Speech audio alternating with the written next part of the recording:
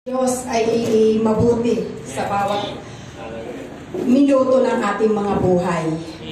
Ang salusaluhan natin sa umagang ito, ang pag-uugali sa panalangin. Kasi kailangan natin maging maayos tayo sa harapan niya para tayo matanggap niya ang bawat dalangin o bawat paglapit natin sa kanya. Buksan natin ang Psalms o Awit 55:17. Sabi dito, ang mga taghoy ko at mga hinaing sa bawat sandali sa kanyang darating, at ang aking tinig ay kanyang diringgin. Napakaganda po ng verse na ito na talaga pag inulit-ulit natin at namnamin natin, mararamdaman talaga natin na yung pagtitiwala ni David sa Panginoon ay talagang more than 100% na tiwalang-tiwala siya sa Panginoon sa kanyang paglapit. Kasi ang awit po ay sulat ni David po yan. So sa bawat isa sa atin kung wala yung ating pagtitiwala, number 1 po, yung nasa dito is pagtitiwala po sa Panginoon. Na talagang wholeheartedly hindi siya nagkaroon ng pag-alinlangan, kundi yung tiwala, buong tiwala, ipinagkatiwala ni David sa Panginoon, yung kanyang paglapit. So, pangalawa po, sa 2 Chronicle 7:14 po. Sabi dito, sinulat ko na po dito para hindi na po ako magbubuklat-buklat 7:14 po ng 2 Chronicle.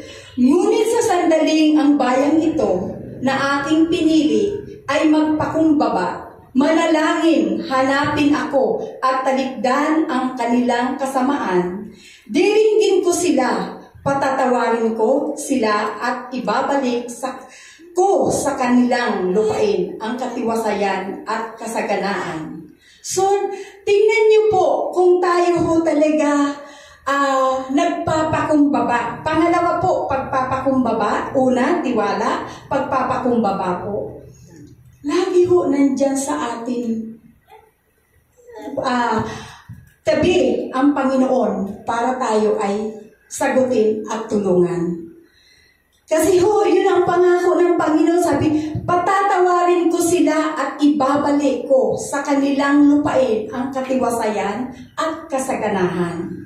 Napakaganda po ng mga verses po na talagang pag binulay-bulay natin, magkakaroon po tayo ng kaginhawaan sa ating mga puso. So, ano ang una? Tiwala, pagpapakumbaba. Puntahan natin ang hinimaya po. Sabi dito sa 1 verse 4, nang marinig ko ito, naupo ako at napaiyak. Ilang araw akong nagdadalamhati at nag-ayuno. Dumalangin ako at sa Diyos ng kalangitan. So, ano ang ginawa ko? Dumalangin.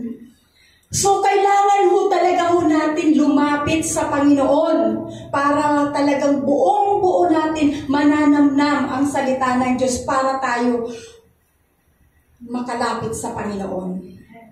So, napakasarap po. Namnamin natin sa mga oras na ito. Kailangan natin i-open natin ang ating kaisipan, ang ating puso para maunawaan natin kung paano ang pag-uugali bilang lumapit tayo. Pag lumapit tayo sa Panginoon, na ito ang lahat ang mga bitamina makakamtan na hindi masasayang.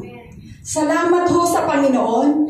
Sabi dito, sa Psalms po, puntahan natin. Ano ang pangatlo po? Lumapit at nag-ayuno at nanalangin. Sinabay ko na po yung tatlo na yan kasi yun ang bitamina na ibinigay sa atin ng Panginoon o guidelines. Sa Psalms po, 66:18-19, sabi dito, kung sa kasalanan ako'y magtutuloy, di ako diringgin itong Panginoon. Ngunit tunay akong dininig ng Diyos. So napakasarap ng Panginoon na sa presensya ng Panginoon. Kung tayo lagi hong mananahan, talagang nandyan ho ang gabay at patnubay ng banal na Espiritu para tayo ay abutin at agapayin. So, itong verse na to ho, ito lang hinano ko lang ho. Pero ho, sabi ko nga ho, nung binabasa ko po itong mga salita na to, actually ho, kanina ko lang po to ginawa. Kasi ho, mayroon na ho akong nakahanda nung nakaraang araw. Pero sabi ko nga, Lord, bigyan mo ako ng yung nais mo, hindi yung nais ko. Kasi matagal ko nang na-prepared po to na isang ipapahayag ko sana ngayon, pero hindi yun ang kinaloob ng Panginoon. Ang ipinagkaloob sa akin ng Panginoon kung paano tayo, yung pag-uugali natin sa ating paglapit sa Panginoon. Yung paglapit natin na tunay na may kaanuhan, may kapakumbabaan, ay pagtitiwala, pagpakumbaba, paglapit, may ayuno at may panalangin. At yun, ang Diyos ang talagang nagbigay sa atin ng katugunan. Dahil ibinigay natin lahat ang nais ng Panginoon, ang Diyos naman ang susukli sa atin para marinig ang bawat panalangin natin. Salamat sa Panginoon na tunay ang Diyos ang nagbigay sa atin ng kalawakan ng kaunawaan. At sana po, ito po ay maging sandata natin bilang mga anak ng Diyos na kung anuman dumarating na unos o bagyo sa buhay ho natin, hindi ho tayo matitinag dahilan may pangako ang Diyos na atin inangkin na. Yun po, salamat. Glory to God po.